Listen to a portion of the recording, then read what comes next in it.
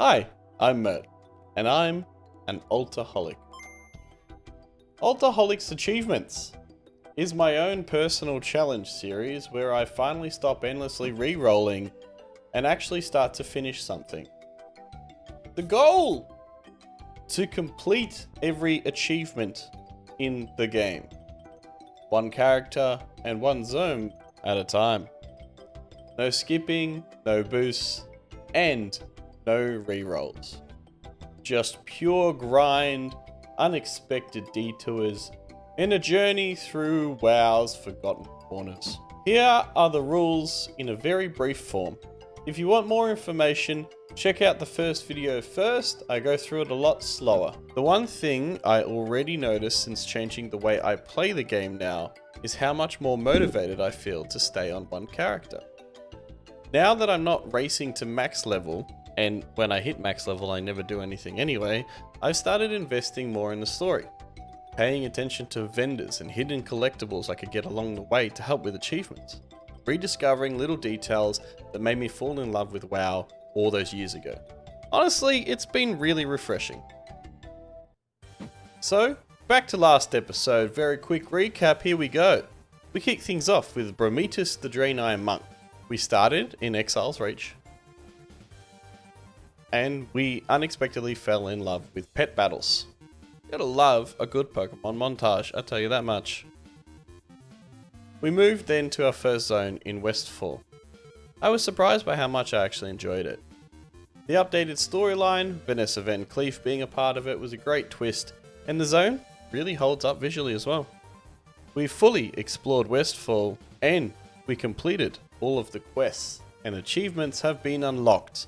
We tried to solo Deadmines, did not work. We'll get back to that another time.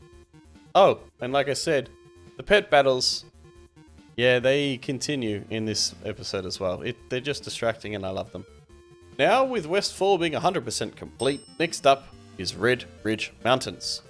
Let's keep the grind going. But before jumping in, I wanted to shout out a few of the comments that were made in the last video. There were so many. And apart from everyone loving the series, the main takeaway was getting all the things, which I now have, and it's made a massive difference. Right now, I'm just using it to track zone achievements and pets because that's really helpful, but thanks to this add-on, it has helped me realize that there is another goal I can be working towards at the same time as the rest of them, and that is the achievement to all the squirrels I have loved before, which had me flying around Westfall and Elwyn Forest / loving all of the critters I could find on this list. Yet, sorry about the weird framing on the Westfall and Elwyn Forest, it does get fixed by the end of it, so don't worry, it won't be like that for long. With that all cleaned up, it's time to move to the Redridge Mountains. This zone actually surprised me. It leans really hard on the old school humans versus orcs situation. And as a horde player mainly, it's hard to see my team as the bad guys, but I'll do it just for once. You're recruited by a group of soldiers with serious beef against the Blackrock clan. You free their team from some caves, you build up a squad, and suddenly, you're in a tank. Yeah, like a tank. It's cool, man. It's cool. Together with a squad, using nothing but the power of friendship, plot armor, and absurd amounts of health, you defeat waves of the enemy. All of the elites are nothing for your team. Except for when they got captured earlier and you had to free them. For some reason that was a problem, but now it's not. Anyway, don't worry about it. In the end we take down a dragon. That's right. A dragon. Again, it's kind of weird because they got captured before and now they're not captured. They can take down dragons, but they couldn't before. But I will say it's because I was there. Anyway, by the end of the zone, I've knocked out the Redridge Quest achievement and the Explore Redridge Mountains achievement. I also did a few pet battles. All in all, Redridge, beautiful. Packed with enemies, easy for leveling, full of ridiculous story beats and cinematics, which I may or may not have skipped. I'm used to skipping them, alright? I'll work on it, I promise. And now, we take ourselves to Duskwood. As I said before, I am a long-time horde guy. Gotta say, these spooky alliance zones are really, really lovely. They're more my speed.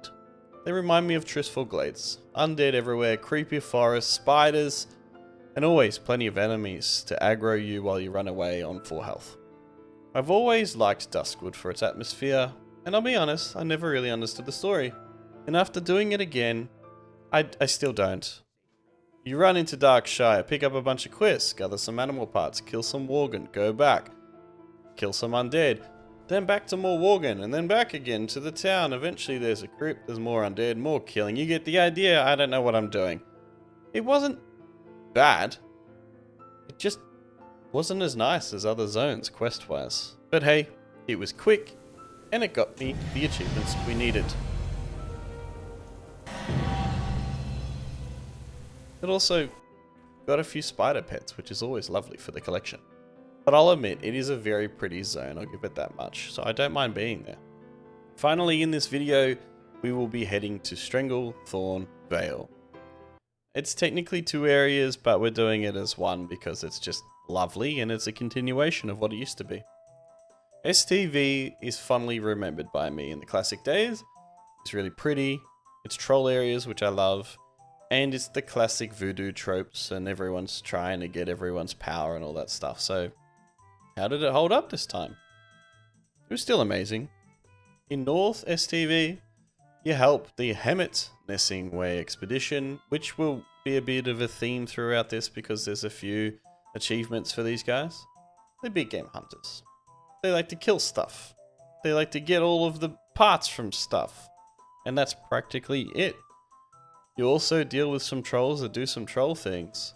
And they're trying to resurrect some ancient blood god or something. There is a dungeon there that will help explain that a bit more, but it's heroic only, so I went in there, freaked out, and left. I'll try and attempt it when I'm a higher level. Somewhere around these 2 areas as well, I hit level 35, which is when you start insta-killing enemies, and it made the game so much easier for what we need to do. Needless to say, off with you. Quest done. Exploration done. Time to move to the Cape, which I find was probably my favourite place so far. Down in the south, the vibe shifts to pirates, outlaws, and goblins. Get involved in the shady dealings of the Booty Bay, fight against the Bloodsail Buccaneers, and eventually take part in a full-on battle, which was really cool. The story culminates in a clash between the defenders and the Bloodsail invaders. The troll threat still lingers in the background, but that doesn't really matter. I loved the conflict, pirates versus goblins, trolls hiding in the background. It had everything. It's also a reputation achievement that I want to knock out eventually, where you have to kill everyone in Booty Bay multiple times to get on the pirate side to get a hat. Which I want the hat, man. But I'll see how that goes for standings. I don't want to mess up my standings before I commit to anything. And then we have it. 4 zones down in 1 episode. A bunch of achievements ticked up. Don't worry, we'll go through those later. And a solid chunk of the Eastern Kingdoms complete. But before we call it a day, there's one thing that we have to do. Back to the Deadmines. I tried before and I failed. And now that I have outleveled it, it's time for payback. It was a blast. Like, it was just super easy this time. You just run through, you do your crazy circle kick, and you keep running. I don't really have much more to say than that. It was super simple. In the end, the final boss was Cookie, which is a delicious surprise. Pun intended. With that, dungeon ticked off. Westfall is out of my mind. I really enjoyed that zone, and the dungeon was great too. With the checklist getting ticked off pretty quick, I'm excited. But I am very aware there is so much more to come. So, let's take a look at the achievement list so far. And I'm going to do that live with you here, because I'd rather just click through them and talk about them then have pictures pop up on the screen. So, as you can see, we got up to 46 achievements, much greater than I think the 18 we had previously. The character achievements are on 8 now, so we got the Master Riding Seal. We got some better riding. We looted 100 gold, where we reached level 30, which I assumed got us the better riding. And yeah, that's it for characters, I believe. Exploration went up a fair bit, which I'm very proud of. It's just Eastern Kingdoms. Professions, that is something I was proud of. I just skinned a lot. It's not really something to be super proud of. We just skinned a lot. That's that bit done. Quests, we did a bunch of quests. Look at these are looking good. Don't worry about all that. Worry about this for now. And also completing a bunch of quests as well. Dungeons, we did one whole dungeon. Look at me go. It's gonna be painful. And then pet battles. Pet battles, it is the secret sauce to this challenge, everyone. You get a lot from pet battles. I didn't think you would get as many, but you get heaps. So this is where we're at. Back to the other mert. Thank you all very much for watching. I really appreciate how much this series has taken off. It shocked me a bit, and I am ready to make more. Before I make more, I wanted to ask you, the audience, a question. Are you enjoying the pacing that we're currently going at? Or should we change it? And the next video, should I do all of the Eastern Kingdoms and have that knocked out? Let me know in the comments down below whether you enjoy the zone by zone recaps and the achievements in each zone, or whether you want this knocked out quickly so you can move to the harder, grindier ones like rep. Let me know in the comments down below.